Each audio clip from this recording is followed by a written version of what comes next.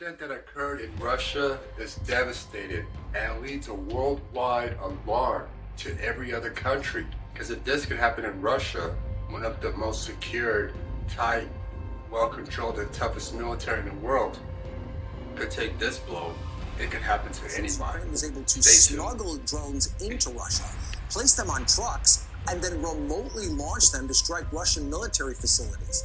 The strike, dubbed Operation Spiderweb, involved 117 drones and more than 18 months of planning, resulting in the damage or destruction of 41 Russian aircraft, according to Ukraine's security services. NBC News has not been able to independently verify those claims. Now, Russia has a treaty with the U.S., with Ukraine, with the U.K. that Ukraine cannot have no long-range missiles. They cannot have no military. They cannot have no standing army.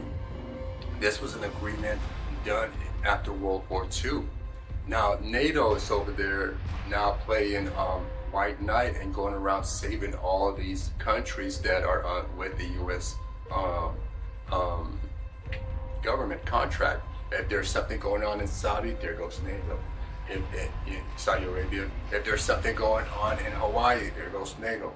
If there's something going on in Germany or Europe or Canada, NATO's there. So NATO's acting like this police watchdog just on top there. And now they have broken the contract with Ukraine and Russia.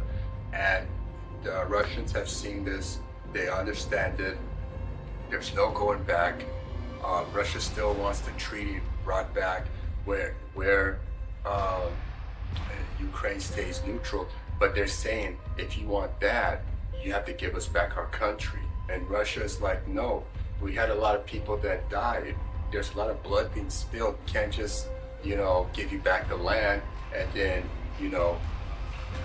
call it quits. No, we don't want you at our border anymore. We don't trust. Russia lost a fleet of bombers it depended on for both terror and deterrence. Long-range aircraft, once central to Moscow's war strategy, were obliterated on Russian soil. The strike didn't come from missiles launched across the border. It came from deep inside Russia itself. And what Ukraine used to pull it off? Let's just say you won't believe what was packed into those trucks. Now Putin's prized bombers are in ruins, and his ability to threaten Ukraine from the skies may never recover.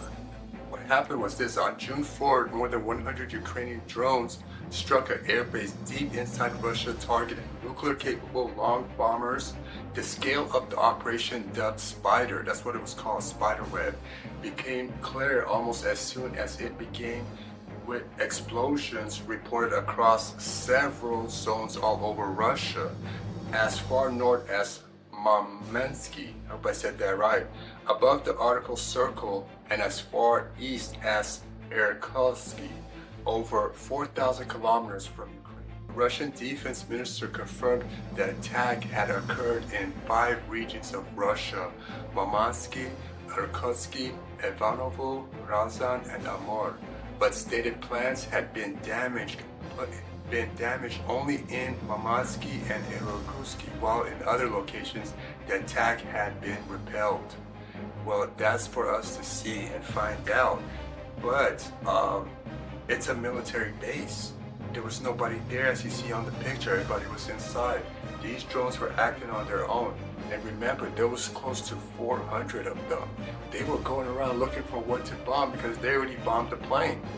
And believe it or not, I know there's more of them coming inside Russia. I know they have a lot of them inside Russia already, because this did happen in 2023. Now the cameras caught them. They caught the truck. They saw these drones coming out of these 18-wheeler trucks from the top. So after seeing that, it was like we had to change the situation.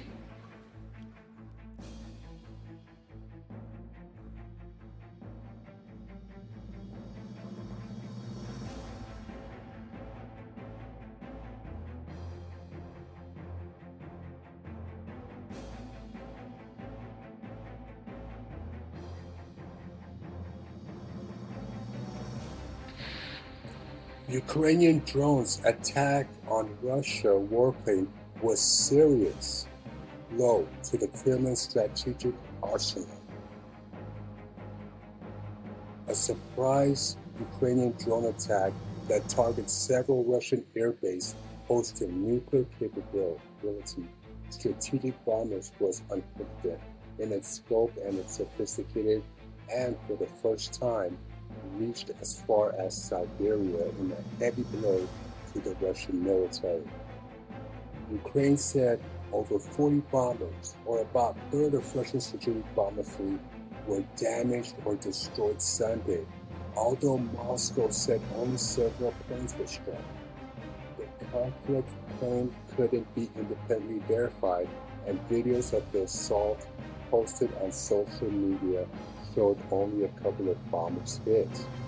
But the bold attack demonstrated Ukraine's capability to hit high-value targets anywhere in Russia, dealing a humiliating blow to the Kremlin and inflicted significant losses to Moscow's warning.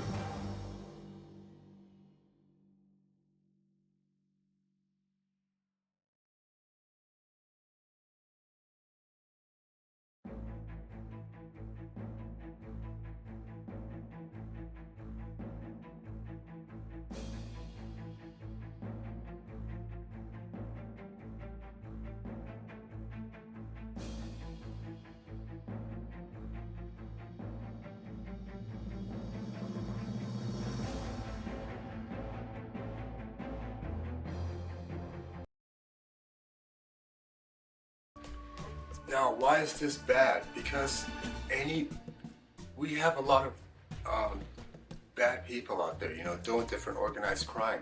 And what could happen is that now other people can use this. China can use this against the U.S. Cartels can use this against the American people. You make a vote, you come to find out that your government was held hostage by drones outside, so they had to make a different decision to save their lives because they have to get back to their loved ones. This is a big threat, and this stuff is a good way you could sabotage and take down certain places and bring people to the table. This attack is very intelligent and very dramatic because now we have to increase security. We now have to check the trucks. We're already checking inside the walls of the truck for human smuggling, human trafficking. We got humans inside the trailers and trucks. Now we're looking for drones. We're not just looking for bodies anymore and drugs. Now we're looking for drones too to see if there's a terrorist.